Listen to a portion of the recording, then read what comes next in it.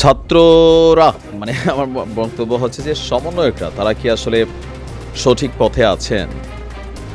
July August বিপ্লবের পর বাংলাদেশ যেই দিকে যাওয়ার কথা সেই দিকে কতটুকু এগোচ্ছে এ নিয়ে নানান সমালোচনা আছে। আর গতকালকে যে দৃশ্যপট আমরা দেখেছি সেটা নিয়েও নানান ধরনের বিতর্ক কিন্তু আছে। খামেনি নামক একজন ব্যক্তি তিনি বলছিলেন যে এই গণ অধিকার পরিষদের ফারুকের এই ধোলাইয়ের পিছনে এখানে সার্জিস আলমের একটা ইশারা ইঙ্গিত আছে। অপরদিকে বৈষম্য বিরোধীর যে কমিটিগুলো হচ্ছে বিভিন্ন জায়গায় বিভাজিত আছে। রাজনৈতিক দলগুলোর সাথে এই বৈষম্য বিরোধী জাতীয় নাগরিক কমিটির বিশাল একটা বিভেদ আছে। বিএনপি জামাত ইসলাম একে অন্যের ছায়া দেখতে পারছে না। জাতীয় পার্টি আছে মাইনকার চিপায়, বিপিনের দল এখনো হুমকির মুখে। নতুন একটা দলের আবির্ভাবের আলোচনা চলছে। ঘাপটি মেরে আছে আওয়ামী লীগ, দৃশ্যপট দেখছে যে দেখো আগেই তো ভালো ছিলাম। নানান ধরনের এই যে অবস্থান, সেই অবস্থান থেকে প্রশ্ন হচ্ছে যে এই বৈষম্য বিরোধী আন্দোলনের যে গতিপথ বা এটা যে নির্দিষ্ট কাঙ্ক্ষিত লক্ষ্যে পৌঁছানোর কথা, এটা কি সেখানে পৌঁছাবে? দর্শক, আমরা দেখলাম যে আজকেও আমাদের ছাত্ররা তারা একটা ঘোষণাপত্র দিয়েছে নতুন করে। প্রোক্লেমেশন অফ জুলাইয়ের বিপরীতে তারা নতুন করে এখন যেটা দিচ্ছে সেটা হচ্ছে যে সরকার বলেছে যে আগামী 15 তারিখের দিকে 15ই জানুয়ারি এই প্রোক্লেমেশন অফ জুলাই তারা ঘোষণা করবে কিভাবে জাতীয় ঐকমত্য বা রাজনৈতিক দলগুলোর সাথে সার্বিক আলোচনা করে তারা এটা ঘোষণা করবে। কিন্তু অলরেডি আজকে 4 তারিখ, ছাত্রদের মনে আবার এই সরকারের অ্যাক্টিভিটিস নিয়ে সন্দেহ তৈরি হয়েছে। প্রথম আলো করা রিপোর্টটি বলছে যে আপনার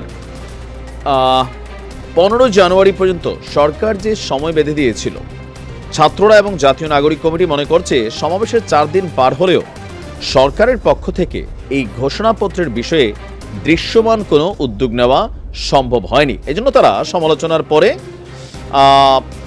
6 থেকে 11 জানুয়ারি পর্যন্ত আপনার ঘোষণাপত্র সপ্তাহ হিসাবে একটা নতুন কার্যক্রম ঘোষণা দিয়েছেন। এখন একটা কার্যক্রম তো লাগবে, কার্যক্রম নাই, ইস্যু নাই, তো ছাত্র নেতারা সামনে কিভাবে আসবে, গণমাধ্যমে কিভাবে তারা ভূমিকা রাখবে, ফোকাস পয়েন্টে কিভাবে থাকবে, সো কিছু ইস্যু তো লাগবে।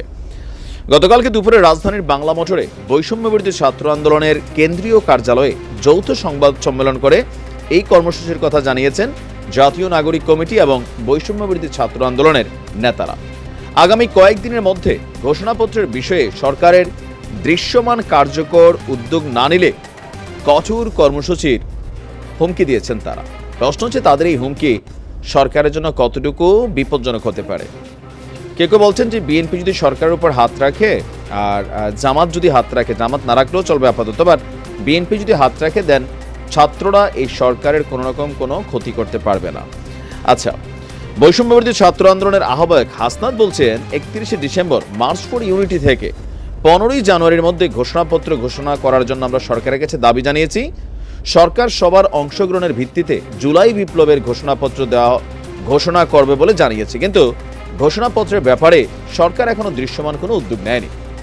কখনো তারা বলছেন জুলাই বিপ্লব, আবার কখনো বলছেন জুলাই গণ অভ্যুত্থান বা জুলাই অভ্যুত্থানের শব্দগুলোর মধ্যে বিস্তর ফারাক আছে। এ নিয়েও যারা কনসার্ন করেন এই শব্দগত ইস্যুতে তারাও কিন্তু বিষয়টাকে দেখছেন যে সরকার বলছে জুলাইয়ের জুলাই অভ্যুত্থানের ঘোষণাপত্র। আচ্ছা, তো অন্তর্বর্তী সরকারের প্রতি আহ্বান জানিয়ে হাসনাত বলছেন ঘোষণাপত্রের ব্যাপারে সরকার কার্যকর উদ্যোগ নিলে এ ব্যাপারে নিজেদের মতামত জানাতে বৈষম্য বিরোধী ছাত্র আন্দোলন জাতীয় নাগরিক কমিটি প্রস্তুত আছে।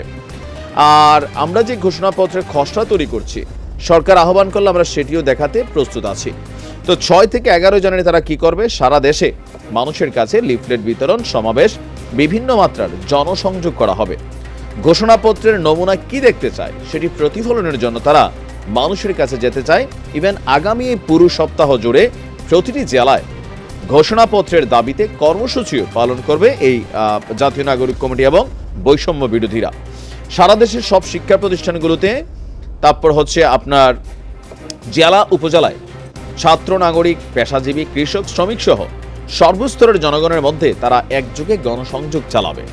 প্রতিটি জেলায় এই আন্দোলন এবং জাতীয় নাগরিক কমিটির যৌথভাবে এই সকল কর্মসূচি তারা পালন করবে। তারা তাদের ওয়েবসাইট এবং ফেসবুক পেজের লিঙ্কগুলো দিয়ে দিবে। সেখান থেকে লিফলেট নিয়ে নিজস্ব উদ্যোগে প্রিন্ট করে পাড়ায় মহল্লায় আপনার এগুলোকে বিতরণ করার জন্য দুর্বার আন্দোলন গড়ে তোলার ঘোষণা দিয়েছেন এবং এই ঘোষণাপত্রের মধ্য দিয়ে বাংলাদেশের ভবিষ্যৎ নিশ্চিত করা হবে বলে তারা বলছেন। এখন এই কর্মসূচি কতটুকু ইফেক্টিভ হবে সরকারকে চাপ প্রয়োগের জন্য, যেখানে আমরা দেখছি যে জামাত একটা ক্যালকুলেশন করছে যে আগামী 7 মাসের মধ্যেই নাকি নির্বাচন করা সম্ভব। বিএনপি তো আগামী ফেব্রুয়ারি মার্চে রাজপথে নামার এই ঘোষণা দিয়ে বসছে। ইভেন এই যে বিভাজিত অবস্থা সকলের মধ্যে, এটা একটা বার্তা তো দিচ্ছে যে কোথাও না কোথাও ক্ষমতাকে কেন্দ্র করে এখন একদল ক্ষমতায় আছেন অলরেডি, আবার সেটা যেভাবেই হোক তারা ক্ষমতার যে সঙ্গ সেটাকে তারা উপভোগ করছেন। এটা একটা আলাদা জিনিস, এই চেয়ারটা আসলে এটা ছাড়া বড় কষ্টকর হয়ে যায়। আর বাকিরা ভবিষ্যতে ক্ষমতায় যাওয়ার জন্য তারা তাড়াহুড়ো করছেন। সব কিছু মিলিয়ে কেউ কেউ বলছেন যে দিন শেষে আসলে এই আন্দোলনটাই না বেহাত হয়ে যায়। আবার কেউ কেউ বলছেন যে না, ছাত্রদের টোটালি অধিকার আছে, তাদের নেতৃত্ব তো ভাই হয়েছে। বিএনপি জামাত এত বছর কী করতে পারছে? কোনো কিছুই করতে পারে নাই। ছাত্রদের মাধ্যমে বিষয়টা কানেক্ট হয়েছে। আবার বিএনপির একজন ঊর্ধ্বতন নেতা বলছেন তোমরা কোটা আন্দোলন নিয়ে নামছিলা, এরপর এটার এক দফা পতনে আমরা করছি, বেশি চিল্লাইও না। মানে নানান ধরনের বক্তব্য কিন্তু পাল্টা কাউন্টার শুরু হচ্ছে। এখন দেখা যাক ছাত্রদের কর্মসূচি কতটা সফল হয় আর কি হয়। ভালো থাকুন।